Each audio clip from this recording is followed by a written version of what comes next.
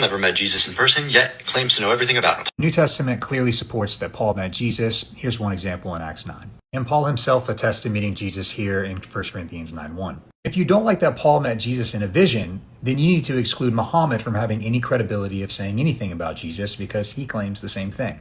The difference is the apostles actually affirmed Paul. Yeah, no, the difference is that we actually have extra Quranic mass eyewitness attestation in multiple different instances of multiple people at once in a single event witnessing the angel Gabriel appear to the prophet on whom be peace. Unlike anything your self-claiming no prophecy false prophet Paul does. You said he's affirmed by the disciples? Well, immediately any scholar is laughing at you because it's historically accepted that the Gospels and the epistles of the disciples are anonymous or pseudonymous, like what Bar Ehrman says in Forged, unlike the hadiths that we have. So where do the apostles affirm Paul? In Acts, the book that's supposedly written by Paul's presbyter Luke, so all self-claims? Or are you talking about in 2 Peter, the forgery that was written decades and decades after the disciples lived? That's not proof. That's someone else inserting words into a figure. Paul claimed that his teachings came from revelation and they were actually divine and they weren't from him. Paul rarely quoted Jesus directly. He also introduced many key teachings that Jesus never talked about. Keep in mind, while I'm telling you this, Paul is not a prophet, yet he's acting like one. It is very interesting that a Muslim could say some of those things about Paul and totally miss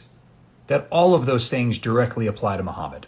And yes, I'm implying that neither Paul or Muhammad are prophets. Actually, Paul claims to be the Gentile prophet of Isaiah 49, the same prophet they were already waiting on in John 1 when they asked John if he's Elijah, the Messiah, or the prophet, referring to the Gentile prophet like Moses of Deuteronomy 18. And the prophet on whom be peace from the very beginning understood himself to be a prophet of God, and actually for the entire world. You're completely just entirely ignoring upon the whole he claims direct revelation from a spirited Christ part. Because Paul is an apostle, and the other apostles affirmed him in what he was teaching, in that he had received direct revelation from Jesus. And Galatians is written by Paul, so your evidence is that Paul says so it's an eyewitness claim from someone else? Gotcha. Wow, you might as well be a Mormon if that's how you obtain your information.